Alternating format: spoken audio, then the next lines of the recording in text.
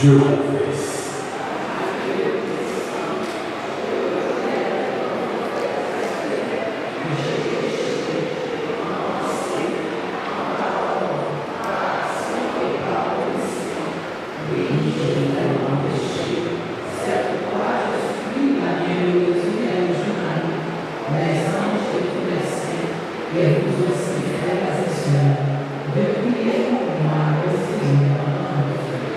Que Dieu Tout-Puissant fasse en miséricorde, qu'il nous pardonne nos péchés et nous conduise à la vie éternelle.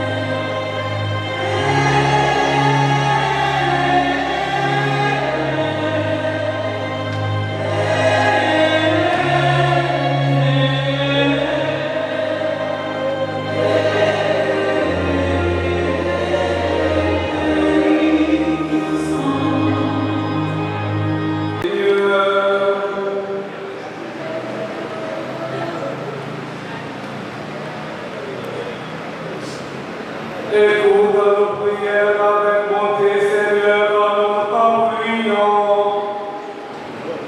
Tandis que nous disons autrefois, notre Fils a ressuscité dans les morts, afin que aussi notre espérance, puisque nous attendons la résurrection de tes serviteurs, Sylvestre Franzi et du Charles Charlotte, par Jésus-Christ, ton Fils, notre Seigneur, qui vivra avec toi dans l'unité du Saint-Esprit, Dieu, pour les siècles des siècles.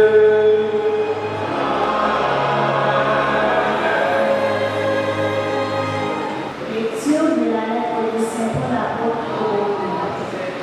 Frères, si Dieu est pour nous, qui sera contre nous? Il n'a pas refusé son propre Fils, il l'a livré pour nous tous. Comment pourrait-il avec lui ne pas nous donner tout? Qui accusera ce que Dieu a choisi, puisque c'est Dieu qui justifie? Qui pourra condamner, puisque Jésus-Christ est mort, nous encore il est ressuscité, il est à la droite de Dieu et il intercède pour nous. Qui pourra nous séparer de l'amour du Christ, la détresse, l'angoisse, la persécution, la faim, le détriment, le danger, le supplice? Non, comme tout cela, nous sommes les grands vainqueurs grâce à celui qui nous a aimés.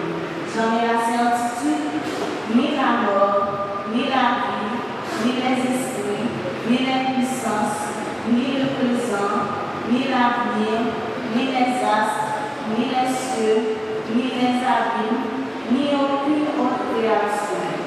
Rien ne pourra nous séparer de l'amour de Dieu qui est en Jésus-Christ notre Sauveur. Parole du Seigneur. Le Seigneur soit avec vous.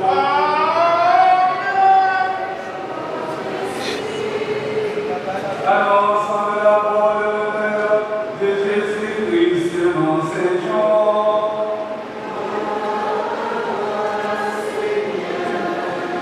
En arrivant à Béthanie, Jésus trouva Lazare dans le tombeau depuis 4 jours plus tard. Quand Béthanie était tout près de Jérusalem, beaucoup de Juifs étaient venus manifester leur sympathie à Marthe et à Marie dans leur veine. Lorsque Marthe a pris la vie de Jésus, elle a pensé à sa rencontre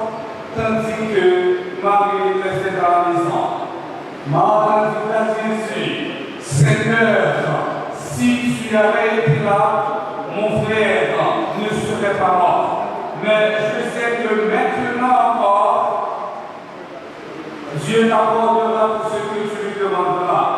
Jésus lui dit, ton frère ressuscitera. Marthe a repris, je sais qu'il ressuscitera le dernier jour à la résurrection. Jésus lui dit, moi, je suis la résurrection et la vie. Celui qui croit en moi, même s'il meurt, vivra. Et tout homme qui vit et qui croit en moi ne mourra jamais.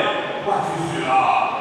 Elle répondit, oui Seigneur, tu es le Messie, je le crois. Tu es le Fils de Dieu, celui qui vient dans le monde. Monsieur Jean-Jacques Chaplotin, notaire en public, membre de la famille des défunts, respectivement Francis Sylvestre et Duchard Chaplotin, chers parents, amis et voisins affectés par ce deuil, mes frères, mes sœurs. En ce jour chargé d'émotion et de tristesse, nous sommes rassemblés ce matin dans cette enceinte sacrée sous le patronage de Notre-Dame d'Altagrace pour accompagner vers leur dernière demeure deux de nos frères, Sylvestre Francis et Charles Duchard. Deux vies, deux histoires, deux âges différents, mais un même mystère. Celui de la mort et surtout celui de l'espérance en Dieu. Oui, aujourd'hui, notre cœur est lourd, car perdre un être en chair, c'est toujours une épreuve. Et quand la mort frappe à des moments si différents de la vie, l'un a 38 ans, en pleine de force de l'âge, et l'autre a 65 ans, après un long chemin. Cela nous reste profondément. Nous sommes, mes frères et sœurs, tentés de demander pourquoi Seigneur, pourquoi si tôt pour l'un, pourquoi maintenant pour l'autre. Mais la parole de Dieu que nous venons d'entendre ne nous laisse pas sans réponse. Elle ne supprime pas notre douleur, mais elle éclaire notre chemin. Dans l'Évangile, Jésus nous dit, je suis la résurrection et la vie. Celui qui croit en moi, même s'il meurt, vivra. Jean chapitre 11, le verset 25. Frères et sœurs bien-aimés, voilà le cœur de notre foi. La mort n'est pas la fin, elle est le passage. Elle est une porte qui s'ouvre vers une autre vie, une vie en Dieu. Sylvestre et Charlotin ne sont pas perdus. Ils ont changé de demeure et ils sont entrés dans ce mystère que nous ne comprenons pas totalement, mais que nous espérons avec foi. Cependant, il faut être honnête, cette espérance ne supprime pas la peine. Jésus lui-même, en demandant de son ami Lazare, a pleuré. Or, Jésus a pleuré. Cela veut dire que Dieu comprend nos larmes aujourd'hui. Il voit les cœurs brisés. Il entend les sanglots silencieux. Il connaît les questions qui nous habitent. À la famille de Chaplotin, vous qui dites à Dieu, à un père, un frère, un ami, qui a parcouru un long chemin, votre aide est aussi profonde. Mais au cœur de cette douleur, Dieu nous dit, je suis là. Il ne nous abandonne pas. Frères et sœurs bien-aimés, la mort nous rappelle aussi une vérité essentielle. Notre vie sur cette terre est fragile et passagère. Nous sommes de passage.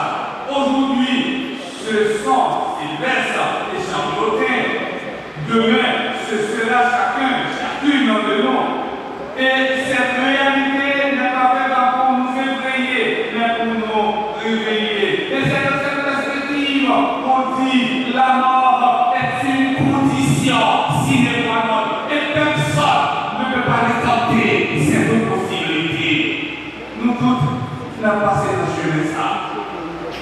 Quand on rouge ou noir, ou on route, chez Roland, chez Roland, on passe dans le chemin ça. Et c'est ça que nous dit la mort, c'est une condition sine qua non. Sine qua non. Et maintenant, ma éducation de la couchette, pour nous poser des questions ça, non plus pour faire non. On dit, si c'est moi qui en place, Charlotin, à Sylvestre, est-ce qu'il est déjà préparé pour faire mon voyage ça? Voilà. Une question simple.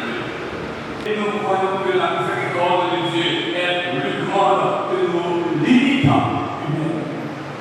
Mes frères et sœurs, aujourd'hui, nous ne sommes pas seulement venus pleurer, nous sommes venus prier. Prier pour Sylvestre et Charlotin, avec que Dieu les accueille dans sa paix. Prier pour leur famille, avec que Dieu leur donne la force. Et prier aussi pour nous-mêmes, afin que cette épreuve nous rapproche de Dieu. Car la mort peut nous diviser, mais elle peut aussi nous rassembler. Elle peut nous fermer, mais elle peut aussi nous ouvrir à l'essentiel. Alors, en ce moment difficile, je voudrais vous inviter à 3 attitudes. Gardez la foi, même si tout semble obscur, croire que Dieu est présent. Gardez l'espérance, croire que la vie est plus forte que la mort. Gardez l'amour, continuez à aimer même dans la souffrance. Chers parents, amis, invités par Célène, frères et sœurs bien-aimés, un jour viendra où Dieu essuiera pour de larmes de nos yeux. Un jour viendra où nous retrouverons ce que nous avons aimé en attendant ce jour, marchant avec confiance. Confions maintenant, Monsieur Sylvestre Apprenti, Monsieur Charles Duchamp, à la tendresse de Dieu, qu'il leur ouvre les portes de son royaume, qu'il les accueille dans la lumière et qu'il leur donne le repos éternel. Et que cette célébration ne soit pas seulement un adieu, mais un acte de foi. Et non une matrice est finie, est Spiritus Sancti. Amen. Seigneur, prends pitié. Seigneur, prends pitié. Au Christ, prends pitié. Au Christ, prends pitié. Seigneur, prends pitié. Seigneur, prends pitié. Nous espérons que tous nous ressusciterons. Ainsi, dans cette fois, je vais bénir les corps et nommer Patrice et Frédéric et Spiritus Sancti.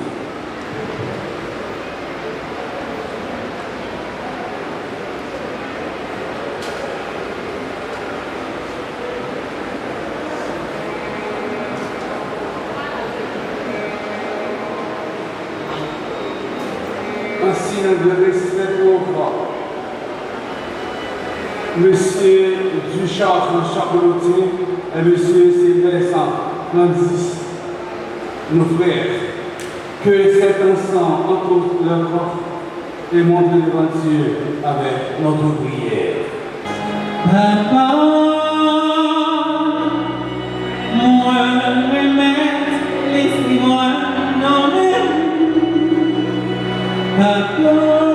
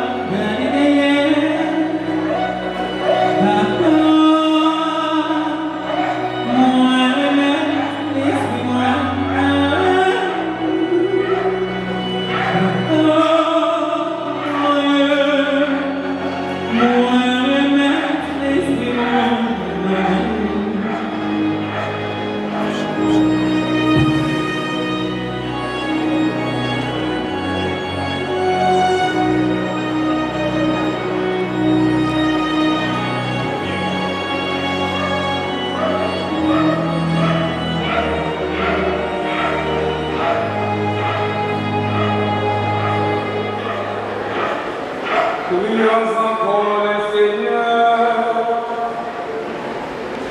Seigneur notre Dieu, nous te recommandons nos frères dans Charlotte et Ducharme, et Sylvain Saint-Francis. Ton amour les accompagne tout au long de leur délivre-les maintenant de tout mal. Ils ont quitté ce monde qui passe en famille auprès de toi, où il n'y a plus ni guerre ni la douleur, mais la joie et la paix avec ton Fils et l'Esprit Saint, pour les siècles et les siècles. Amen. Que la bénédiction du Dieu Tout-Puissant, Père, Fils et Esprit Saint, descende sur eux et il demeure pour toujours. Amen. Que toute notre affection, que j'ai l'amitié que vous m'avez soit pour possible de cette bête ensemble à vous chercher. Allez dans